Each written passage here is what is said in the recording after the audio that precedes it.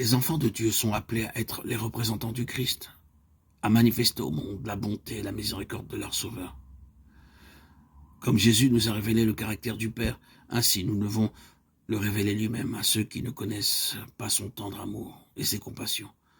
Comme tu m'as envoyé dans le monde, dit Jésus, je les ai aussi envoyés dans le monde. Moi en eux et toi en moi, afin que le monde connaisse que tu m'as envoyé. Jean 17, 18, 23. L'apôtre Paul écrivait aux chrétiens de Corinthe, vous êtes manifestement une lettre de Christ, connue et lue de tous les hommes. 2 Corinthiens 3, 2, 3.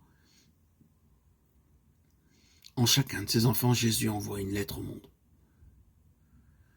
Si vous êtes son disciple, vous êtes la lettre qu'il envoie à la famille où vous logez, au village, à la rue que vous habitez. Par vous, Jésus désire parler au cœur de ceux qui ne le connaissent pas. Peut-être ne lisent-ils pas la Bible, n'entendent-ils pas la voix qui leur parle dans ces pages, et ne voient-ils pas l'amour de Dieu dans ses œuvres.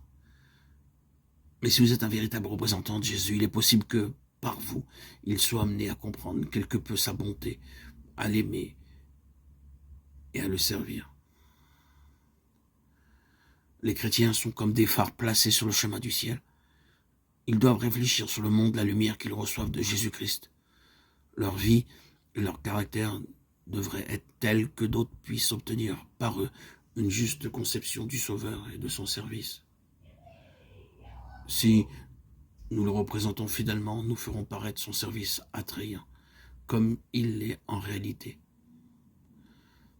Les chrétiens qui se découragent, qui murmurent et qui se plaignent donnent au monde une fausse conception de Dieu et de la vie chrétienne.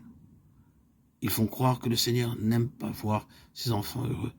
Et ils portent un faux témoignage comme contre notre Père céleste. Alors Satan jubile quand il peut entraîner des chrétiens à l'incrédulité ou au découragement. Il est heureux quand il voit que nous manquons de confiance en Dieu et que nous doutons de son désir, de sa capacité de nous sauver.